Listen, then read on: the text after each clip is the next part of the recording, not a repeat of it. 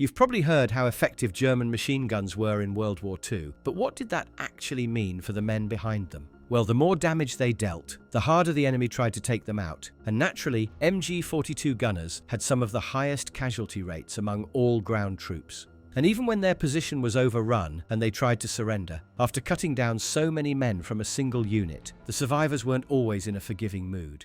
Okay, so for everything to make sense, let's first talk about why German machine guns were so much deadlier than anything the Allies had at the time, and why it wasn't just about the gun itself. German infantry squads were intelligently built around the machine gun team, which was their main source of firepower. A standard German squad usually had 10 men, with a 3-man machine gun team at its core. It consisted of the gunner, his assistant, and an ammo bearer, all working closely around the gun, firing, reloading, swapping barrels, and keeping it running. Then you had 6 soldiers armed with Kar 98 rifles whose job was to protect the machine gun team, while the machine gun in turn covered those riflemen with heavy automatic fire. One officer, armed with an MP40 submachine gun, partly to underline his status, coordinated the whole squad, directing fire and making sure they worked together with other squads. And the 11th member of the team was often a donkey or a horse dragging a cart full of ammunition. Because, as you probably already know, German machine guns weren't exactly economical with ammo.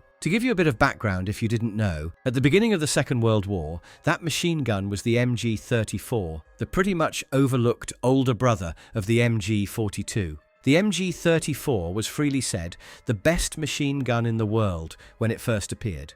It fired around 900 rounds per minute, had a quick barrel change system, was belt-fed, and could be mounted on a Lafette tripod, which we'll talk about in a moment. It was the most advanced machine gun of its time, and it gave those elite German squads some serious firepower.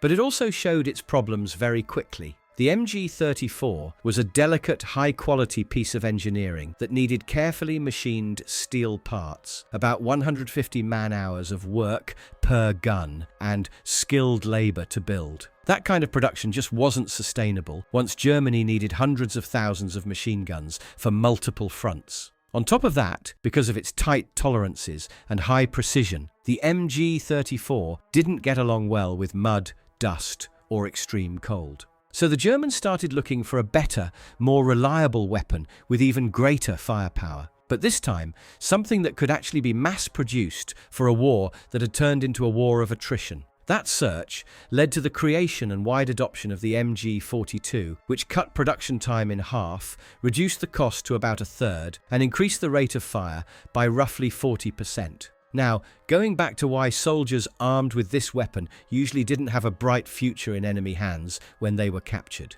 You might already suspect why that was, but wait until you hear the stories of how it actually went. So let's first start with the front that saw about 80% of all the combat in the Second World War, the Eastern Front. The open, wide terrain there gave machine gunners a very effective range, and early in the war, there were basically no proper counter-tactics or functioning chain of command in the Red Army when the Germans launched Operation Barbarossa.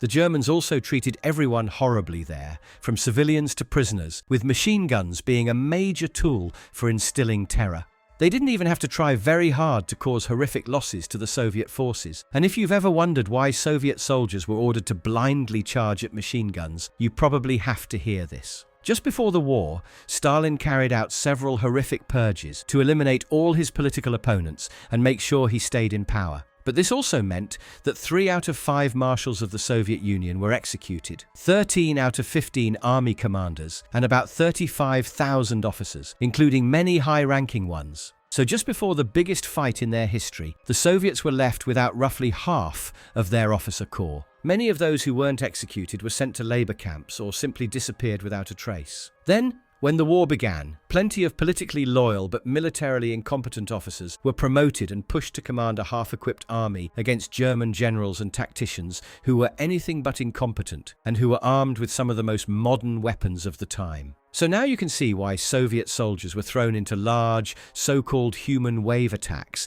against machine gun positions, with officers shooting anyone on the spot who refused to go forward.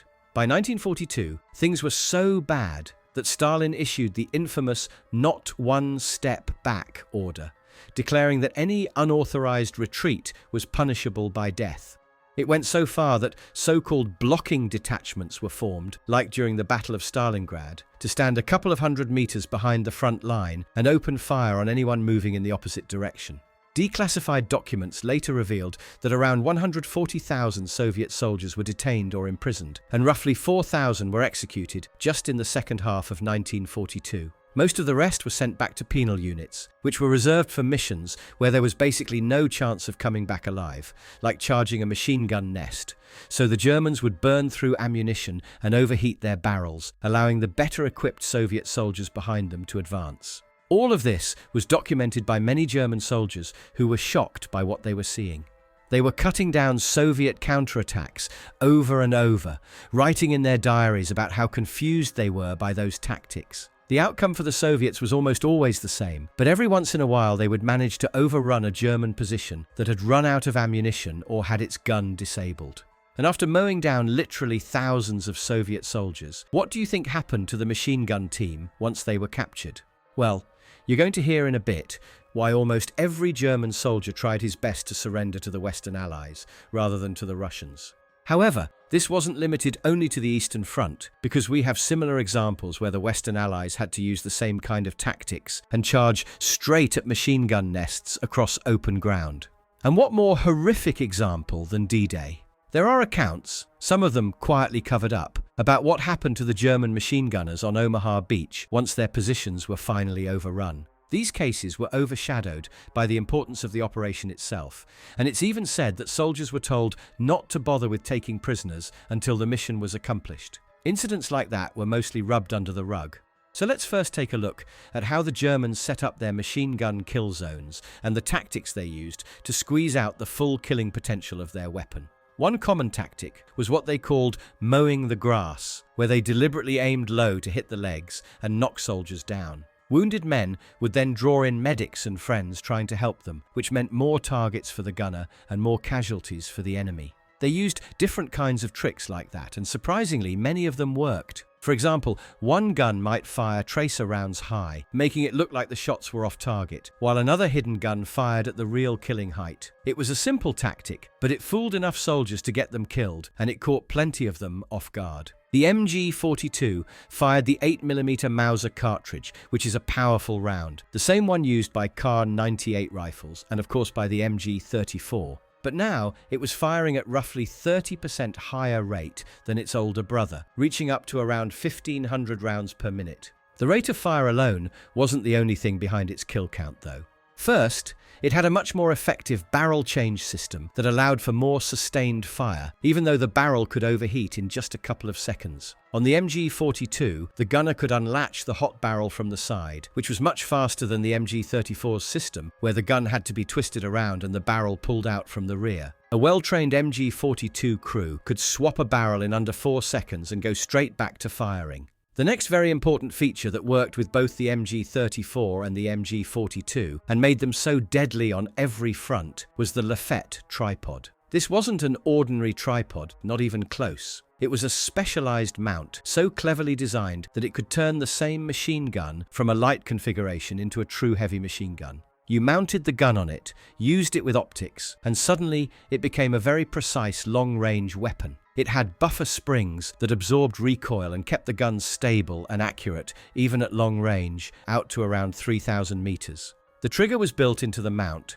so the gunner fired it without actually holding the gun itself, which meant vibrations from his hands didn't disturb the aim. It had very precise aiming controls and could even be used for indirect fire, almost like a very light piece of artillery. However, the deadliest feature it had was a device called the Tiefenfeuer automat. It was basically an analog computer, a clockwork-style mechanism, where the crew could preset the firing zones. They would select the kill zone and input the data into this device, setting it up to fire across that area in a sweeping pattern. In simple terms, when the trigger was pulled, the machine gun would automatically move left and right and up and down across the pre-designated zone. With this mount, the gun also sat much lower to the ground, and the gunner could even fire it using a periscope while staying in cover. That made it much harder to spot where the gun was, and of course, much harder to knock it out. In some ambush situations, the gunner didn't even need to be right next to the gun to fire it. They could prepare the firing zone, load the weapon, tie a string to the trigger, and move away. When the enemy walked into that zone, they'd pull the string, open fire remotely, avoid return fire, and cause even more confusion. This mount was so well designed that the same concept is still used today in the German army with the MG3, both being only slightly improved versions of what was introduced more than 80 years ago. You can see how far ahead of its time it was when the Germans rolled it out in the Second World War. No other nation had anything like it. And this whole weapons system, combined with the open steppes and Soviet soldiers charging in the open, or American and British troops pushing through the thick vegetation of Normandy and then running straight into a machine gun position, was just terrifying. The Germans would sometimes let attacking troops come as close as 50 meters, then, on command, open fire with everything they had, giving almost no one a chance to survive. The Soviets were learning their own lessons as well, and eventually started using artillery and tanks the way they were supposed to be used, to spearhead infantry attacks, usually at dawn. The Germans knew that after a heavy artillery barrage, they had to rush out of their dugouts and man their defensive positions as fast as possible, because right behind it there would be waves of hundreds of tanks and thousands of soldiers. Everyone on the battlefield knew the machine gun had to go first, so every weapon, from rifles to artillery, would prioritize knocking out the MG. The Germans, on the other hand, knew they had to keep their machine guns firing at all costs. Once the gunner was hit or killed by a sniper, he'd be immediately replaced by the assistant gunner. Just imagine literally standing in line behind the gun, replacing the man who'd just been shot while he had replaced the one before him, knowing there was a good chance someone would be doing the same to you a few moments later. Machine gun teams were often sacrificed to protect the retreat of the main force and hold up the enemy just long enough to buy time for everyone else to get away. They knew that after inflicting such losses on the enemy, it was probably better not to be captured alive anyway. This was mostly seen on the Eastern Front, when, after losing the initiative, German lines were breaking on every sector. Even then, they still inflicted catastrophic losses on the Soviets, making them pay literally in blood for every step of liberated territory. With almost every Soviet soldier having lost loved ones in that war, they weren't in the mood to accept surrender easily, especially not from machine gunners. German troops were so afraid of hand-to-hand combat and capture by Soviet soldiers that they would often abandon their positions and run if the enemy got within hand grenade range. In some German diaries, the few who somehow survived this kind of fighting described how horrific those battles were, shocking even veteran soldiers who had fought on other fronts but had never seen anything like it. Of course, not all machine gunners were killed on the spot. Many were taken prisoner.